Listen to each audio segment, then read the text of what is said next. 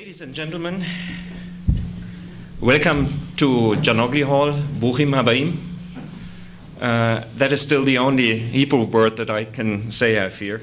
I'm sorry for that. Good news are no news. This credo is one of the oldest certainties in the media business. Man bites dog is a much more attractive headline, actually, than dog bites man. What in the world does this have to do with our topic? I will explain that to you. We got at least here in Israel terribly used, I think, to the bad news, or to what we consider to be bad news when it comes to the relation between Israel and the European Union. We got so used to it that I think we are actually ignoring a considerable amount of good news. We are, which is even worse, also ignoring that the amount of positive facts concerning the relation between Israel and the European Union, simply in the field of bilateral cooperation, is significantly higher than the amount of those issues that are driving us apart.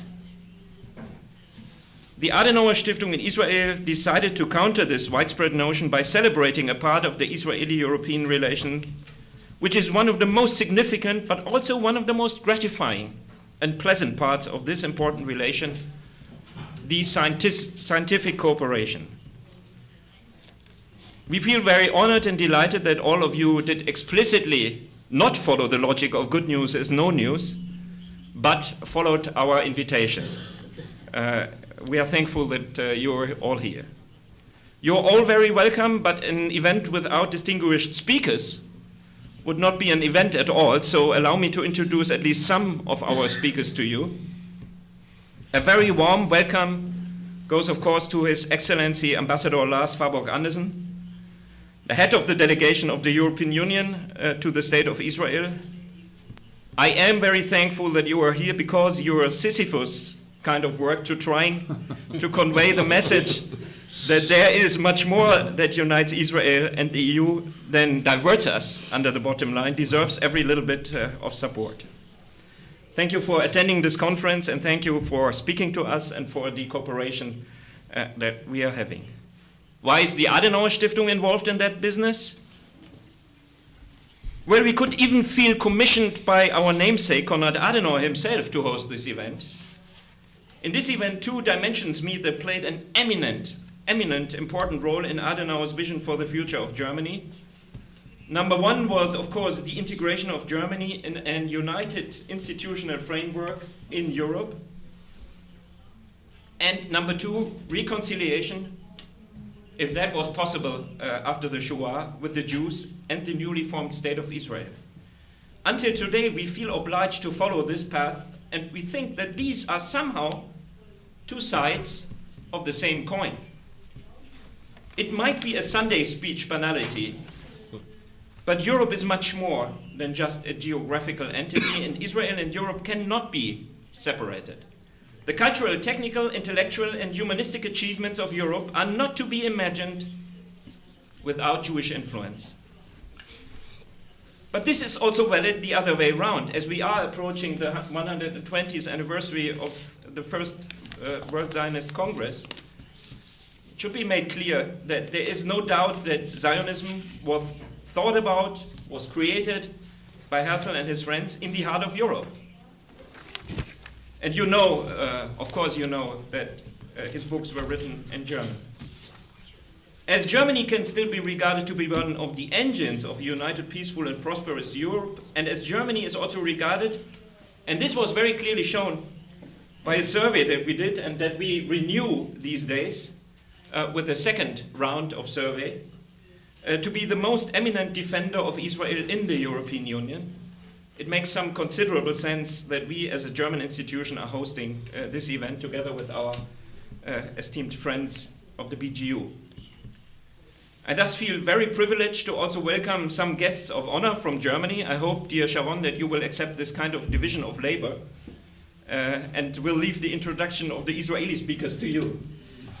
Let me first welcome the honorary president of the Konrad Adenauer Stiftung, the former minister president of two German states, Thuringia and Rhineland-Palatinate, Professor Dr. Bernhard Vogel. As we are already working together since almost 20 years, I feel very privileged that you came to this event.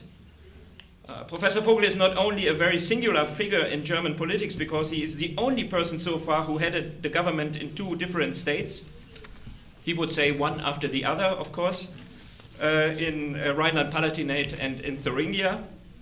He also is, as the founder of several universities, still regarded to be an expert on educational policies. Besides that, he was for a long time, that should be said especially in this place, the head of the German branch of the Jerusalem Foundation. So one could already use the phrase, "Welcome home, Professor Vogel."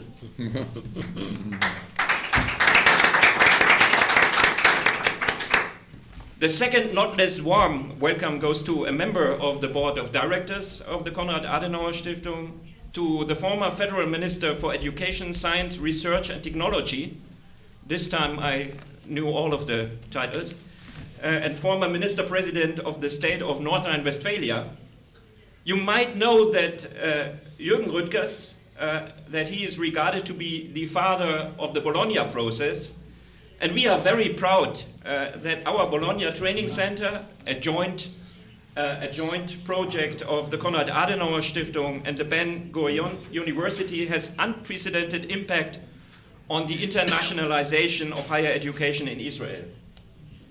And is already somehow adopted by the government, which is, after some years now, I would say, a considerable success.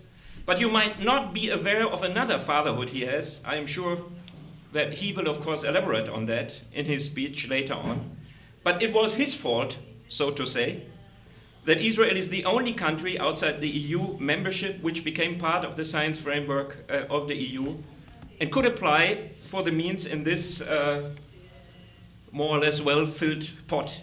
I'm sure that nobody in this room will deny that this move gave a decisive boost to the excellency of the university in Israel. So if you are looking for somebody to blame for this conference, don't come to me, come to him.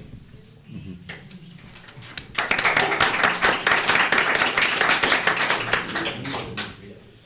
And as we are already speaking about excellent universities, I take pride in welcoming and presenting to you the rector of my alma mater of the University of Bonn, Professor Dr. Michael Hoch and his delegation, Professor Andreas Bartels, the Dean of the Faculty of Humanities, Professor Wolfram Gils from the Institute for Political Science, and Jabna Jamal, responsible for strategy and international affairs in the rectorate. And in order to prove my statement of the excellency of this university, this March, the British magazine Times Higher Education published a ranking of 200 European universities, in which Bonn holds the 39th place and is also regarded to be among the best 100 universities of the world.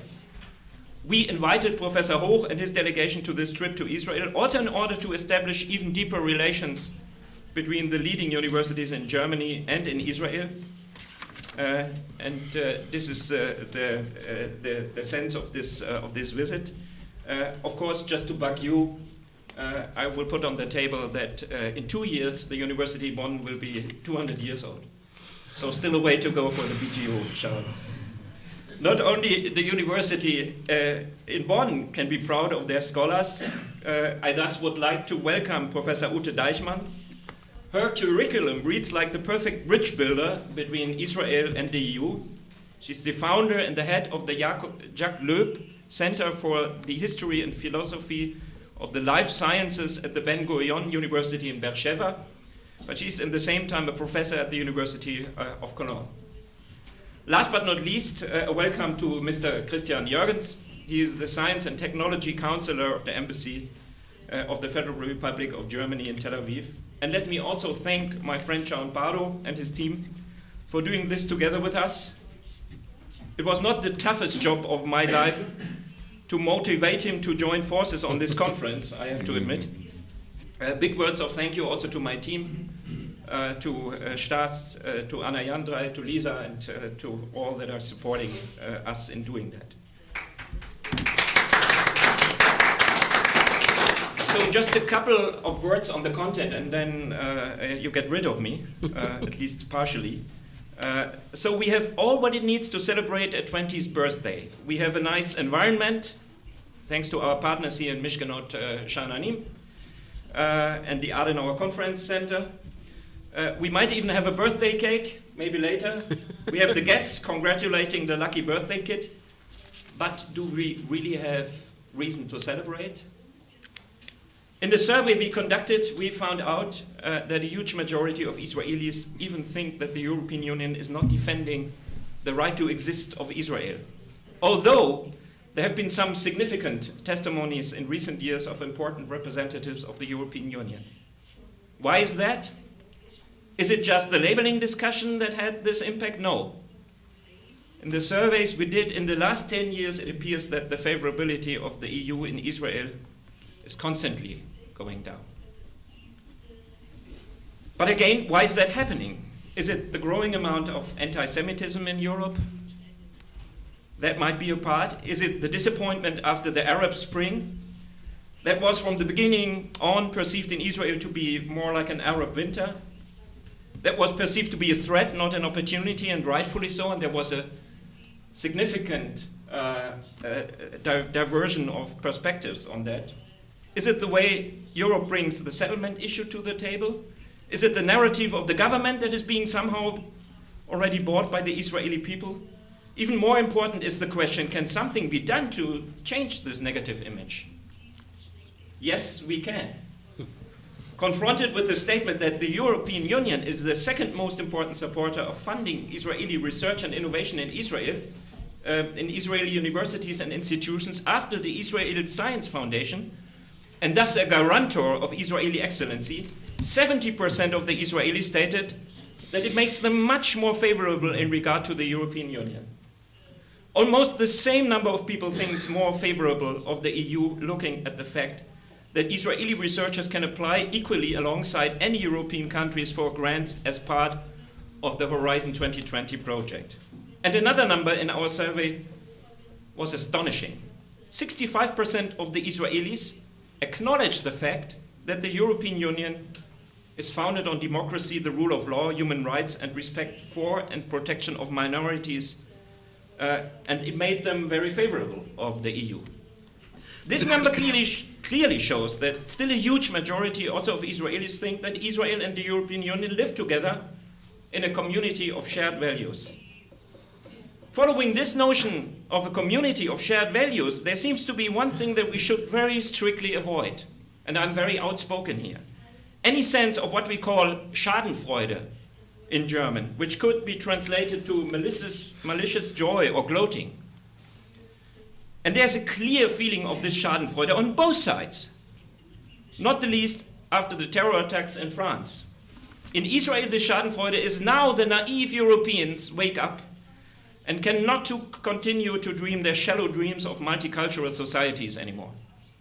Now they will have more understanding for us and our position and what it means to live with a Muslim minority. On the European side, not less damaging, this Schadenfreude is the Israelis are confronted with terror only because they are unwilling to establish peace and to compromise for this. Both perceptions are not only disturbingly wrong and inappropriate, simplistic. No, they are also dangerous and counterproductive. They are dangerous in a time in which we can't divorce, in which we cannot go separate ways. And it takes away the fact that we face this terror threat because those who are attacking us hate our way of living, hate our common values. It is their declared goal to drive us apart. So why play their game? The Syria crisis and its impact shows that there is neither such a thing like the villa in the jungle, like The Economist has put the Israeli situation recently, nor is there an island of the blessed in Germany and in Europe. No. Facing terror, and I will close with that, we are doomed, and I dare to use this emotional and rather negative word, but I mean it very positive. We are doomed to cooperate. We are doomed to learn from each other. I think that indeed the European-Israeli relations are under some pressure. And yes, mistakes have been made. Both sides. But the relations are needed, maybe even more than ever, especially in times in which the Americans, even before Trump was elected, started to reshuffle their political priorities and to concentrate more than ever on the Pacific theater. Once again, we are doomed to cooperate, and we should do everything to repair this relation. I think that the scientific cooperation can be a valuable tool for this repair work. Let us hope that this conference can be at least a tiny contribution to that, and that the good news will spread. Thank you, Toda Rabba. I wish all of us a fruitful conference.